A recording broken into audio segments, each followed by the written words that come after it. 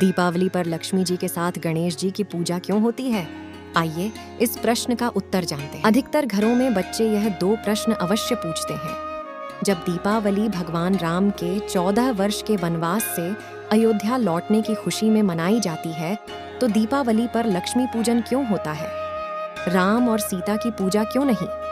दूसरा यह कि दीपावली पर लक्ष्मी जी के साथ गणेश जी की पूजा क्यों होती है, विष्णु भगवान की क्यों नहीं? इन प्रश्नों का उत्तर अधिकांशतः बच्चों को नहीं मिल पाता, और जो मिलता है उससे बच्चे संतुष्ट नहीं हो पाते।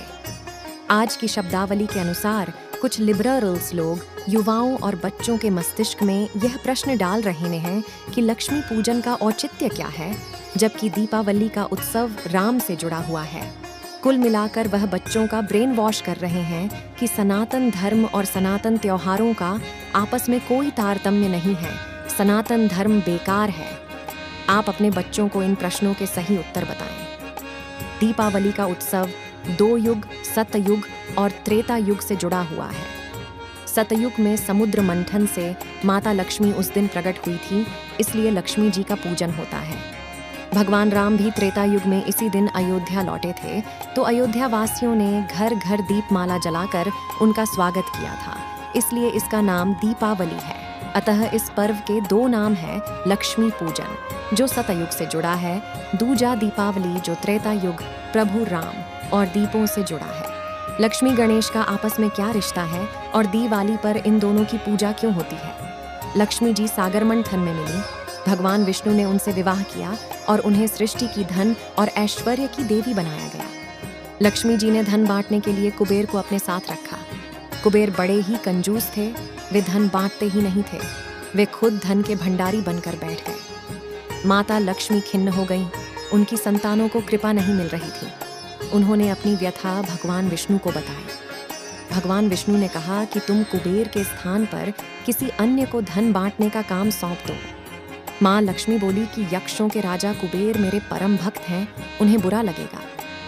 तब भगवान विष्णु ने उन्हें गणेश जी की विशाल बुद्धि को प्रयोग करने की सलाह दी।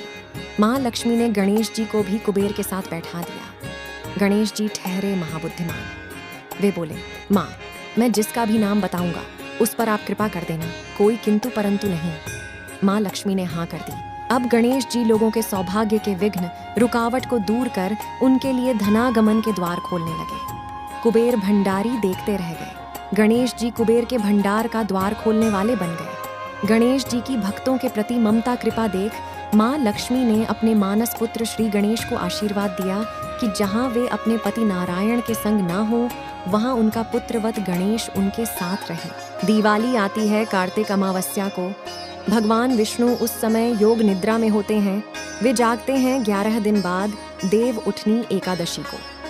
माँ लक्ष्मी को पृथ्वी भ्रमण करने आना होता है शरद पूर्णिमा से दिवाली के बीच के 15 दिनों में, इसलिए वे अपने संग ले आती हैं अपने मानस पुत्र गणेश जी को। इसीलिए दिवाली को लक्ष्मी गणेश की पूजा होती है।